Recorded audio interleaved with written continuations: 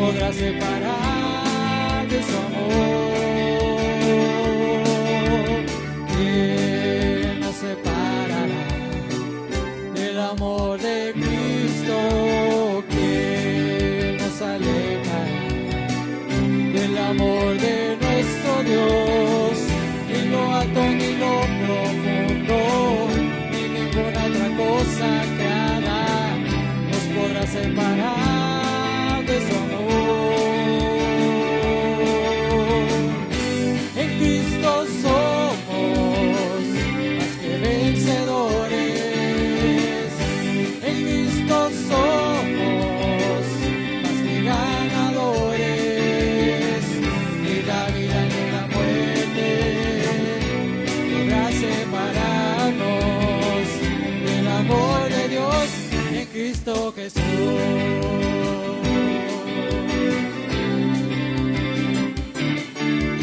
¿Quién nos separará del amor de Cristo? ¿Quién nos alejará del amor de nuestro Dios?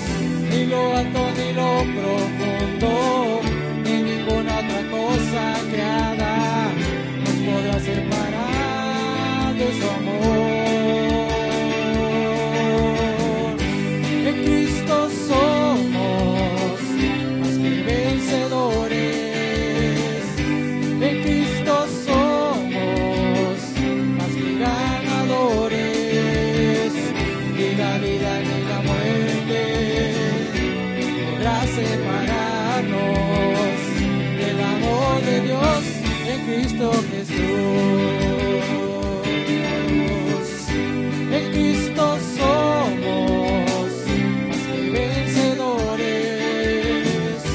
En Cristo somos más que ganadores.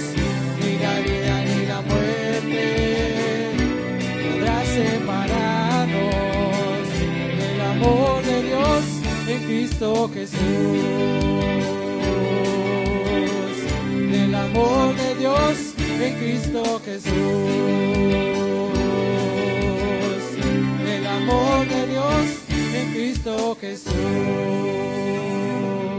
Amén. Bueno, hermanos, vamos a comenzar. Y para comenzar, hermanos, abra su Biblia en Lucas, capítulo 2, versículos 1 al 14. Lucas, capítulo 2.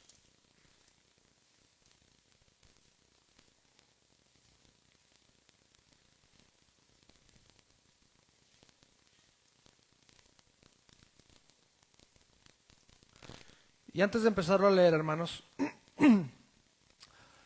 hace un tiempo, hace unas 7, 8 semanas atrás, hablaba con algunos compañeros del trabajo y mencionábamos que iban a hacer cada uno de ellos en las vacaciones, ¿no? En la Navidad.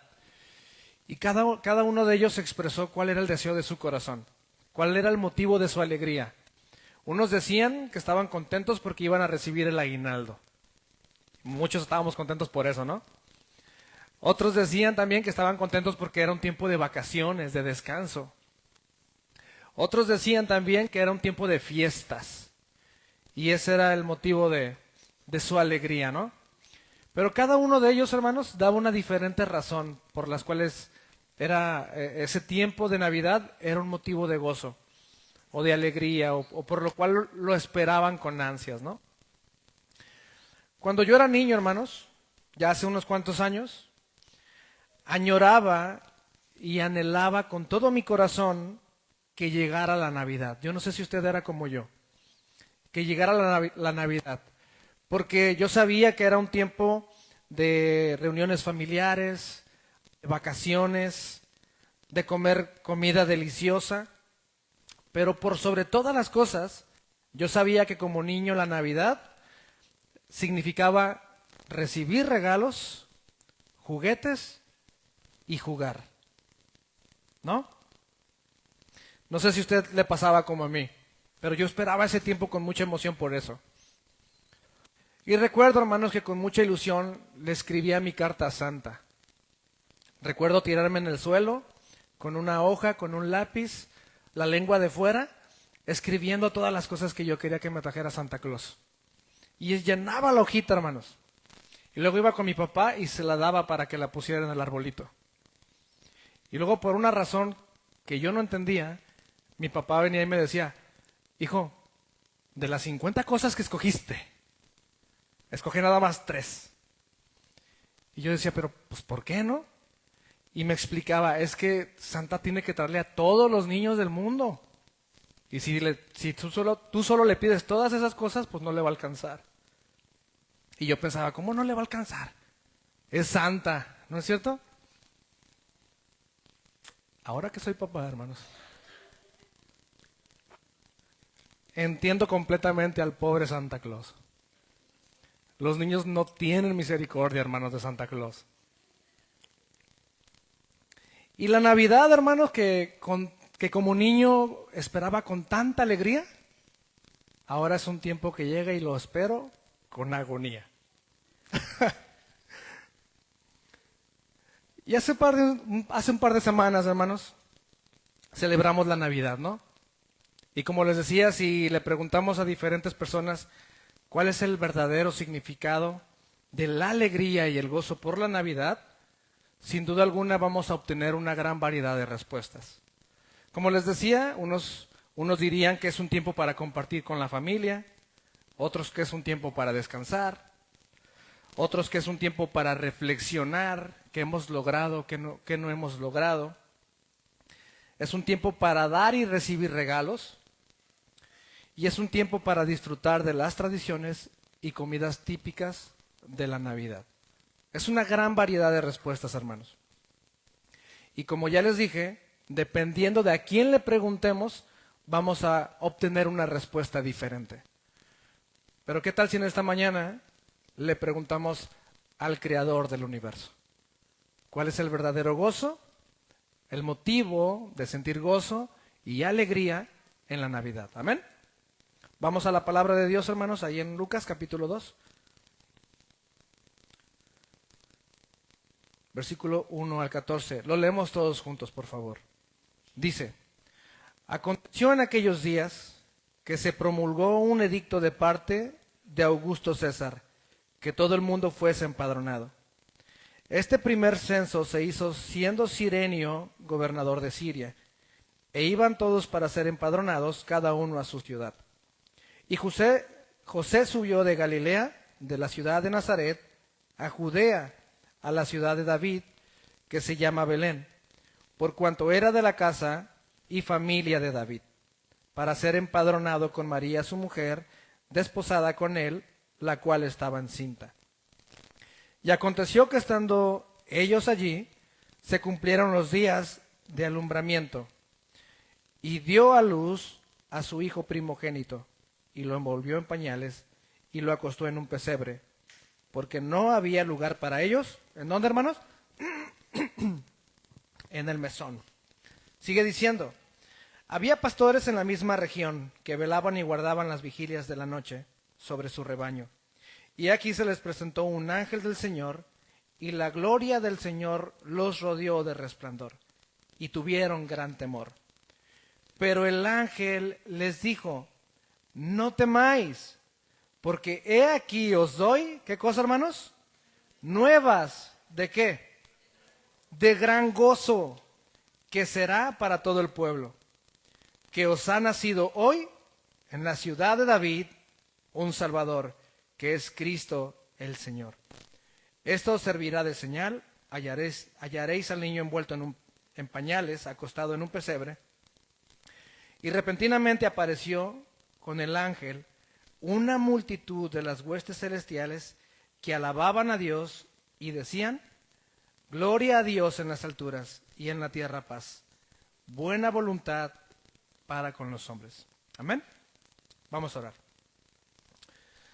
Padre, te damos gracias, Dios, por esta mañana, una vez más, por tener la bendición de poder exponernos a tu palabra.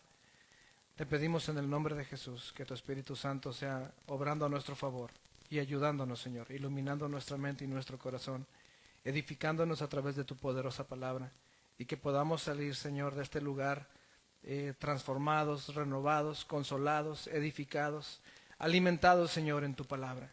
Obra, Señor, a través de tu Espíritu Santo de acuerdo a nuestra necesidad y de acuerdo a tu voluntad.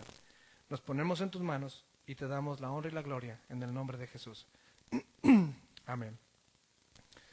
Entonces, hermanos, según el pasaje que leímos, la verdadera razón para llenarse de alegría, la verdadera razón para sentir gozo y por la cual deberíamos de apropiarnos de la alabanza de los ángeles y decir gloria a Dios, es porque ha nacido el Salvador, que es Cristo el Señor. Amén. Esa es la verdadera razón, hermanos, por la cual tenemos que sentirnos llenos de alegría en la Navidad, por lo cual los cristianos, los hijos de Dios, nos llenamos de gozo en la Navidad, porque ha nacido el Salvador. Y tal vez alguien pueda pensar, hermanos, claro que tuvieron que ser buenas noticias para los judíos en aquella época, porque eran esclavos y eran oprimidos constantemente por el pueblo romano. Y Dios les mandó un Salvador. ¡Qué bueno! Me alegro por ellos. Pero ¿qué tiene que ver eso conmigo?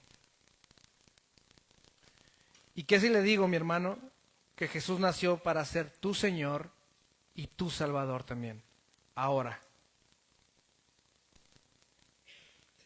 Que Jesucristo, siendo Dios, se hizo hombre para salvarte a ti también. Y lo veíamos y lo explicaba Moy hace rato en la escuela dominical, ¿no? Son buenas noticias para ti también. El problema, hermanos, con este tipo de noticias, con este tipo de buenas noticias, es que solamente podemos entenderlas cuando van precedidas de malas noticias. ¿Alguna vez le han dicho, tengo una noticia buena y una mala, ¿cuál quieres? ¿Sí, no? Algo así, hermanos. Este tipo de noticias solamente podemos entenderlas mejor cuando van precedidas de malas noticias. Me explico.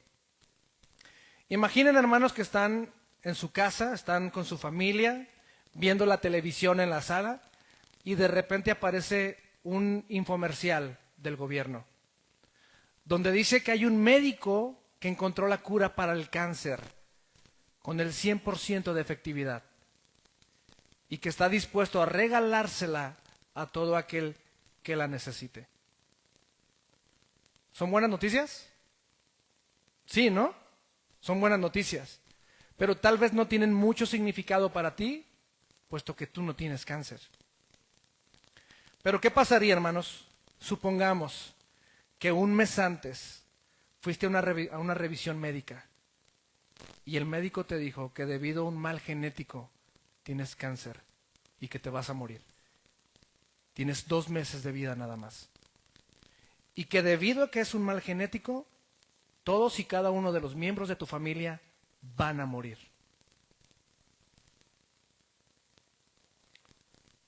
Y entonces aparece el infomercial diciendo que alguien encontró la cura, que es gratis y que la va a dar a quien la necesite. ¿Cómo recibirías esa noticia, hermano? Sería diferente, ¿no? La recibiríamos de una manera diferente. Bueno, hermanos, ahora sí, para que la buena noticia del Evangelio de Jesucristo, para el hecho de que Él haya nacido para ser Señor y Salvador de todo aquel que crea, tenga sentido para ti y sea motivo de gran gozo, necesitas escuchar primero las malas noticias. Y heme aquí, hermano, mi propósito en esta mañana es compartirle las malas noticias. Una mala noticia, hermanos, es que somos ciegos espirituales. La Biblia nos declara como ciegos espirituales, hermanos. En el Instituto Bíblico, hermanos, tuvimos un compañero muy particular. Un compañero que nació ciego. Y debo comenzar enfatizando, hermanos, que es una persona muy inteligente, muy capaz, muy independiente dentro de lo que puede, ¿no? y que no solo aprendió a aceptar su situación, sino que jugaba y hasta bromeaba, hermanos, con todos los estudiantes, con todos los jóvenes, bromeaba de su condición. Teníamos una muy bonita amistad, hermanos. Me atrevo a decir que fue una de las personas con las que más intimé, con las que más pude abrir mi corazón. Comía muy seguido con nosotros en la casa pastoral, Ernest. Comía muy seguido con nosotros en la casa pastoral. Me gustaba mucho, hermanos, ir a su dormitorio y platicar con él para saciar mi curiosidad. ¿A poco no? Si usted tuviera un amigo ciego, ¿a poco no tiene muchas preguntas que hacerle a un amigo ciego? Sí, ¿no?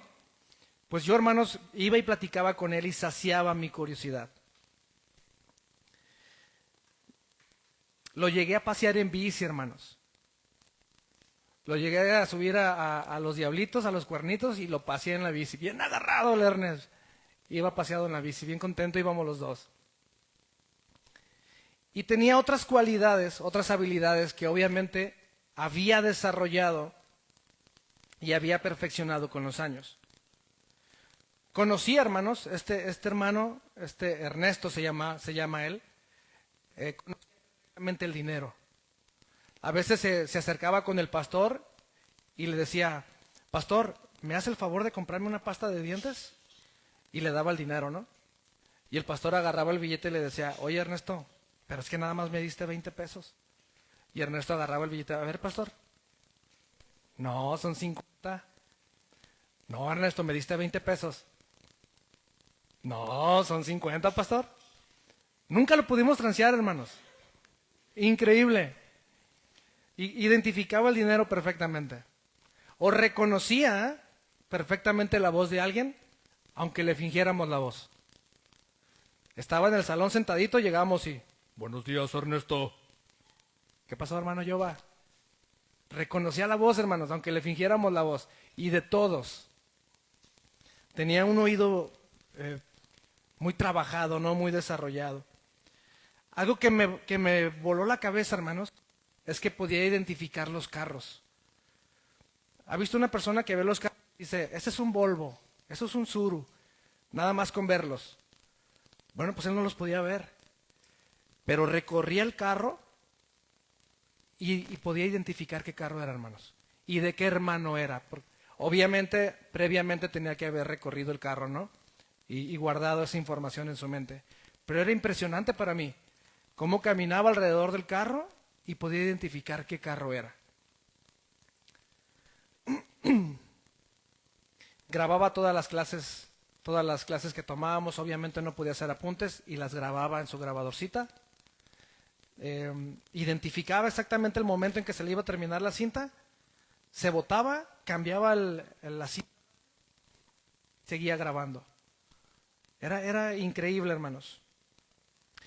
Pero en una ocasión, hermanos, Ernesto tuvo la mala idea o cometió el error de decirnos que para cuando él iba al baño, era un terreno más o menos largo, cuando él iba al baño, lo que él hacía era contar los pasos para llegar al baño. Iba bordeando el caminito. Bueno, pues él cometió el error de decirnos eso, hermanos. Y cuando iba a medio camino y lo veíamos que iba contando con la boca, le hablábamos. Y le sacábamos plática para que se le olvidara cuántos pasos llevaba ya. Y luego le hablábamos y nos lo llevábamos así abrazado y lo movíamos del camino, hermanos. Y ya se quedaba, pobrecito, se quedaba paradito, perdido. Obviamente entendía que lo que estábamos haciendo y se reía junto con nosotros, Se reía junto con nosotros. Lo volvíamos a poner en el camino y llegaba a su destino. A hacer lo que tenía que hacer, ¿no? Pero a lo que voy, hermanos, es que él se movía de alguna manera en el instituto con cuidado, pero él conocía el instituto, él sabía cómo moverse ahí. Pero si usted agarraba a Ernesto y lo movía a un lugar totalmente nuevo, él estaba totalmente perdido. No sabía qué hacer, no sabía a dónde dirigirse. Estaba totalmente perdido. ¿Se imaginan, hermanos, alguien en esa condición, pero que ignora aparte que es ciego? Esa es la condición del ser humano, hermanos. Somos ciegos espiritualmente. Y aparte ignoramos que somos ciegos. Y la vida de Ernesto, hermanos, para nosotros fue una bendición. Para mí fue una increíble bendición. Y Ernesto, si estás viendo esto a través de las redes sociales, escuchando, sí, cierto, escuchando esto a través de las redes sociales, te mando un abrazo. No, es juego, es juego. Mateo 15:14 dice, hermanos, haciendo referencia a los hombres religiosos en los tiempos de Jesús, dice, dejadlos, son ciegos, guías de ciegos, y si el ciego guiare al ciego, ambos caerán en el hoyo. Esta es una condición terrible, hermanos, terrible y sin esperanza, ya que el hombre no solamente está perdido, sino que también está completamente ciego e ignora que es ciego. A menos claro que Jesucristo entre en la ecuación. El mismo Lucas declara en Lucas 4:18, cuando el Señor está en la sinagoga, toma el rollo del libro del profeta Isaías y dice, el Espíritu del Señor está sobre mí, por cuanto me ha ungido para dar buenas nuevas a los pobres. Me ha enviado a sanar a los quebrantados de corazón, a pregonar libertad a los cautivos y vista, ¿a quién dice, hermanos? Y vista a los ciegos, a poner en libertad a los oprimidos. ¿Quién es el que nos saca, hermanos, de la condición de estar ciegos? Cristo. Cristo, hermanos. Y aunque el Señor cumplió esta profecía, hermanos, de manera literal, porque ustedes que leen las Escrituras saben que en varias ocasiones sanó a los ciegos, lo que hace referencia en este pasaje es más bien a una ceguera espiritual. Y era lo que hablaba hace rato el pastor Moy, ¿no? Hay que saber diferenciar entre una verdad espiritual y una que no es espiritual. Otra realidad, hermanos, es que somos esclavos del pecado. Todos y cada uno de nosotros somos esclavos, o por lo menos eso es lo que dice la palabra de Dios. Jesús le respondió, de cierto os digo, que todo aquel que hace pecado, esclavo es del pecado. El problema, hermanos, es que ninguna persona se siente esclavizada por el pecado. Todos tienen una falsa sensación de libertad. Pero la realidad es que nuestra voluntad está esclavizada por el pecado. Y todo aquel que comete pecado, esclavo es del pecado. Cuando la palabra de Dios, hermanos, o cuando ustedes se encuentran en la palabra de Dios, el pecado, con ese artículo, el pecado, está haciendo referencia a la naturaleza del hombre. Y cuando dice los pecados, está hablando de las obras pecaminosas del hombre. ¿Ok? Todos nosotros somos esclavos del pecado, hermanos. Bueno, somos esclavos del pecado. Para los que estamos en Cristo Jesús, como bien nos decían hace rato. Y tal vez para poderlo entender un poquito mejor, hermanos, el pecado reina en el corazón de todo aquel que no es cristiano. De todo aquel que no ha venido a Cristo en arrepentimiento y fe. El pecado está sentado en el trono del corazón. Pero cuando le entrega su vida a Cristo, el pecado es destronado y ahora Cristo reina en nuestro corazón. Pero el pecado es un rey destronado que sigue estando ahí, hermanos, luchando y que va a luchar hasta el final. Por eso es que hay una lucha entre la carne y el espíritu. El pecado es un rey destronado, pero ya no reina en nuestro corazón, para los que estamos en Cristo Jesús.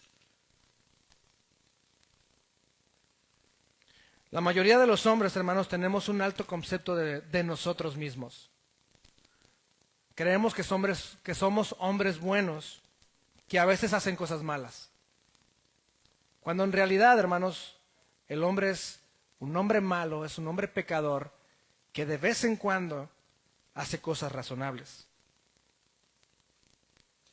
¿No me creen? Vamos a ver qué dice la palabra de Dios, hermanos. Génesis 6:5, lo voy a leer muy rápido, va a estar ahí enfrente. Génesis 6:5 dice: y vio Jehová que la maldad de los hombres era mucha en la tierra, y que todo designio de los pensamientos del corazón de ellos era de continuo, ¿qué cosa, hermanos? Solamente el mal. Todo designio de los pensamientos del hombre. Salmo 51:5.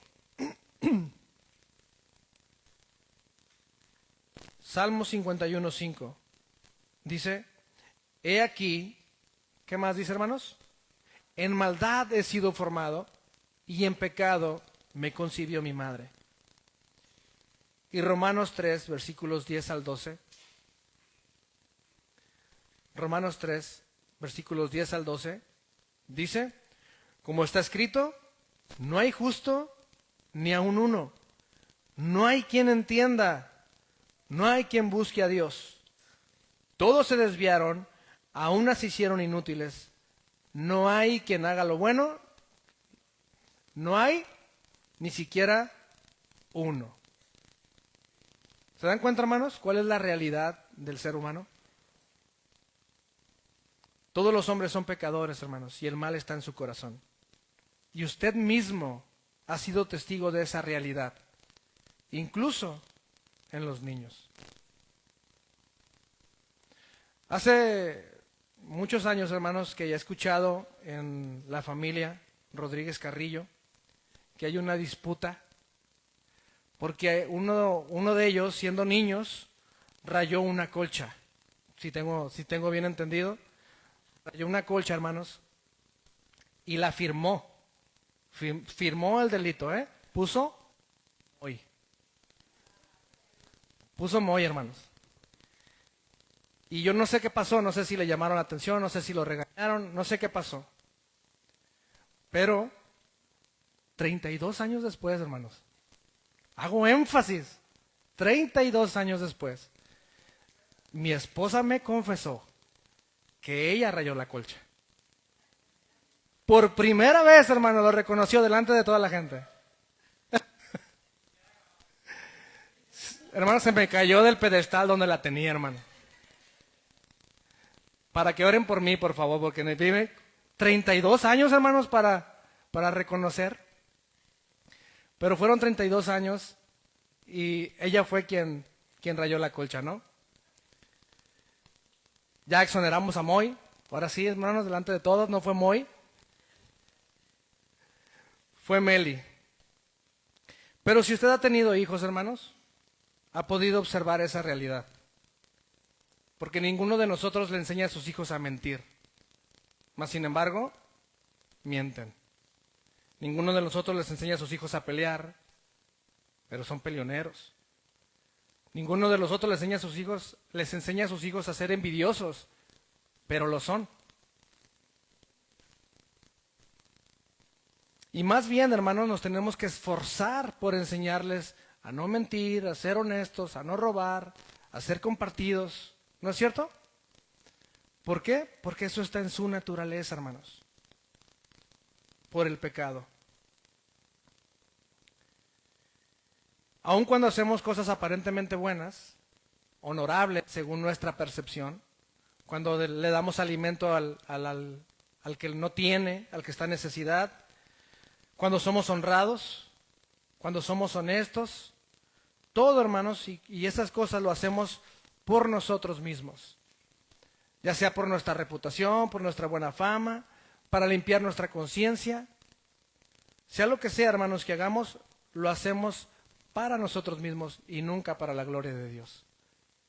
Y cuando no lo hacemos para la gloria de Dios, es pecado.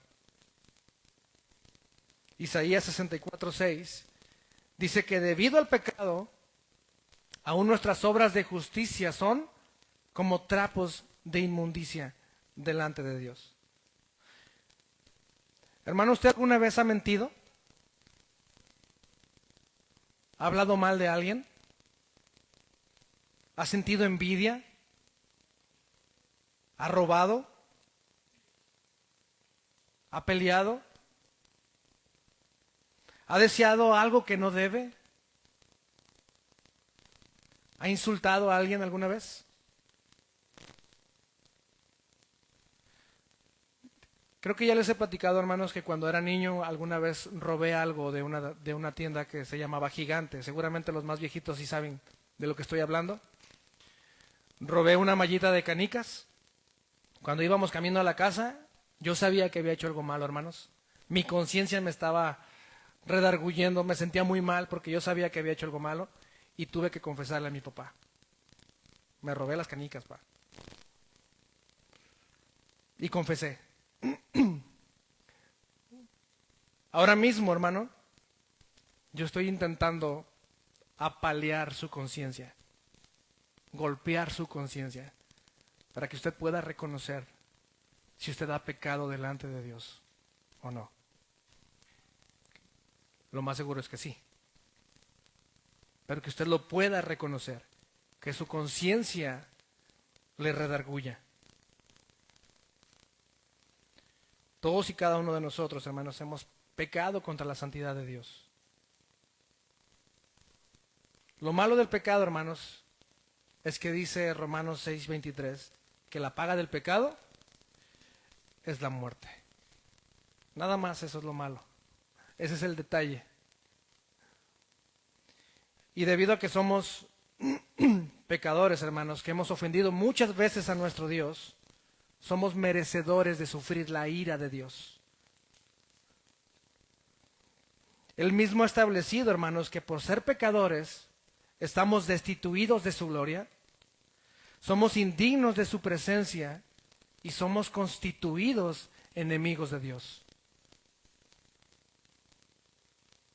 De manera que al final de nuestros días seremos juzgados y condenados justamente por nuestros pecados, por nuestro Señor Jesucristo.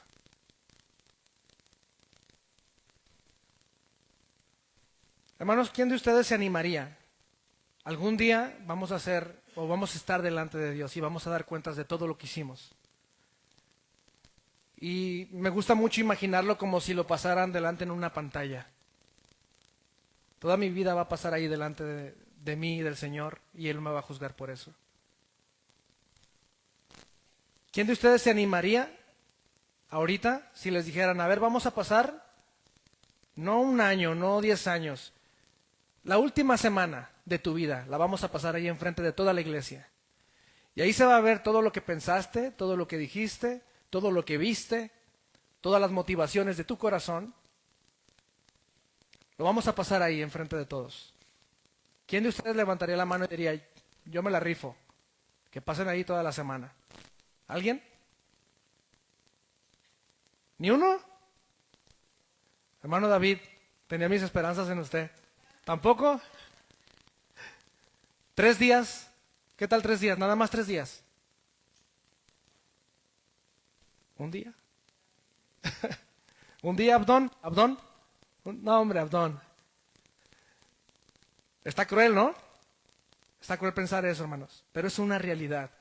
Algún día vamos a dar cuenta delante de Dios de todas las cosas que hicimos, que dijimos, que pensamos, que omitimos. Y vamos a ser enjuiciados por Dios, hermanos. Y a todos los que mueran en sus delitos y pecados, solamente le espera escuchar las palabras del Señor. Apartaos de mí, malditos, al fuego eterno preparado para el diablo y sus ángeles. ¿Le gustaría, Señor, hermanos? ¿Le gustaría escuchar esas palabras de su Señor? ¿Ha escuchado a alguien alguna vez que dice, Dios es amor y Dios no va a castigar a nadie? ¿Ha escuchado a alguien decir eso, hermanos? Bueno, Él es una verdad, pero es una verdad a medias. Dios es amor, pero también es justo por naturaleza. Y Él no puede simplemente pasar por alto nuestro pecado, hermanos. No puede aplicar una amnistía universal, como si nunca hubiera pasado nada. Porque estaría violentando su propio carácter que Dios es justo por naturaleza. ¿Qué pensaría usted de un juez que está en la corte? Llevaron a una persona ahí que robó, que golpeó a uno de sus hijos, y que el juez dice, pues hoy me levanté de buenas, hoy me levanté misericordioso, lo voy a perdonar, lo voy a exonerar. ¿Qué pensaría usted como papá? Qué buena onda, el juez es bien misericordioso. ¿Sí pensaría eso, hermano? ¿O diría, ese es un juez injusto? Creo que sería la segunda, ¿no? Bueno, hermanos, esa es la razón por la cual Dios no puede aplicar una amnistía universal, sino que tiene que castigar el pecado. Y puesto que todos somos pecadores, cada ser humano que haya existido, existe o existirá, merece justamente sufrir la ira de Dios, ser arrojado al infierno y permanecer ahí por toda la eternidad. Y no hay nada que podamos hacer, hermanos, para salvarnos a nosotros mismos. Esas son las terribles y malas noticias.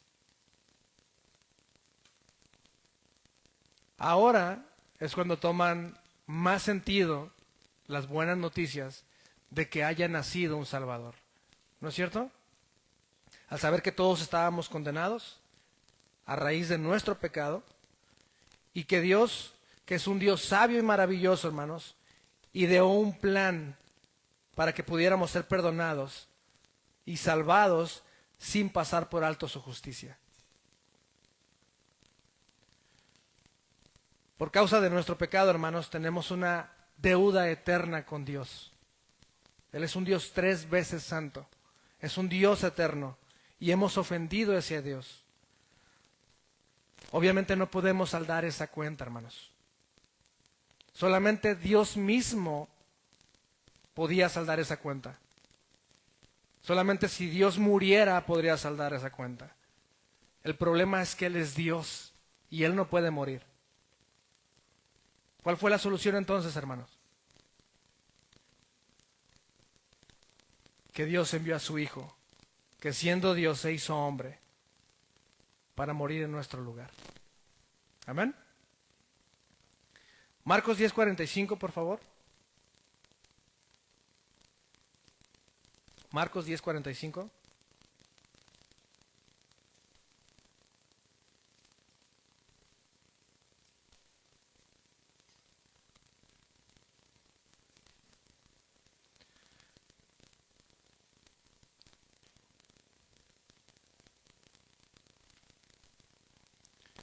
Dice, hermanos, todos juntos, porque el Hijo del Hombre no vino para ser servido, sino para servir, y para dar su vida en rescate por muchos.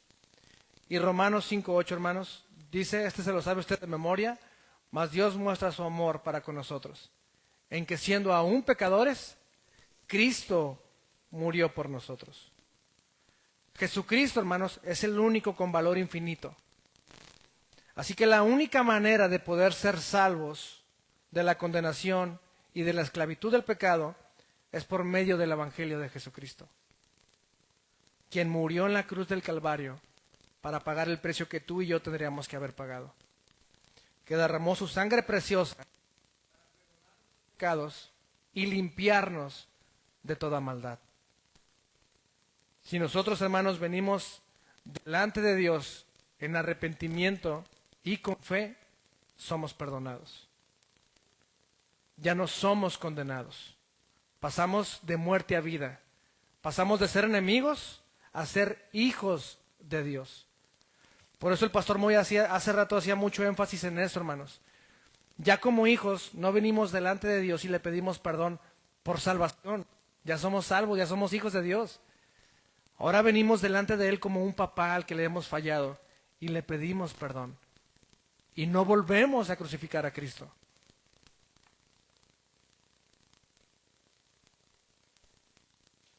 Y lo único que demanda de nosotros, hermanos, para que podamos ser salvos es arrepentimiento y fe.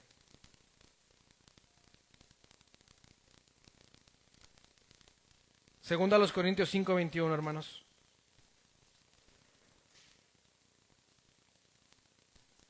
Segunda a los Corintios 5:21.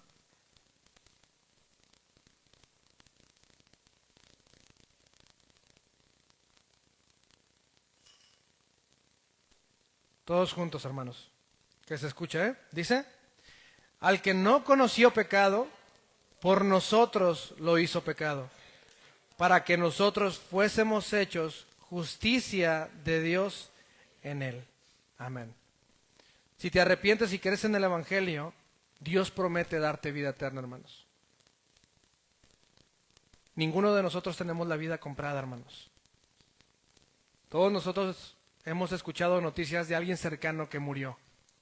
Un amigo, un familiar.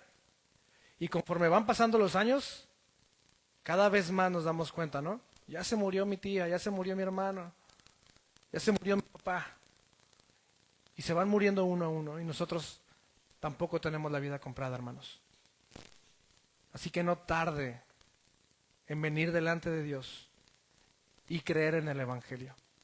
Creer que Cristo murió por usted para ser Señor y Salvador de su vida. Amén. Porque no importa, hermano, si usted creció en esta iglesia. No importa si usted pegó bloques o adobes en esta iglesia. Si tiene 10, 20, 30 o 40 años congregándose en este lugar. Su vida debe dar testimonio de que usted dice es hijo de Dios. Examine su vida, hermano. Examine su vida. ¿Es indiferente ante las cosas de Dios? ¿Le da igual ofender a Dios, pecar? ¿Practica el pecado?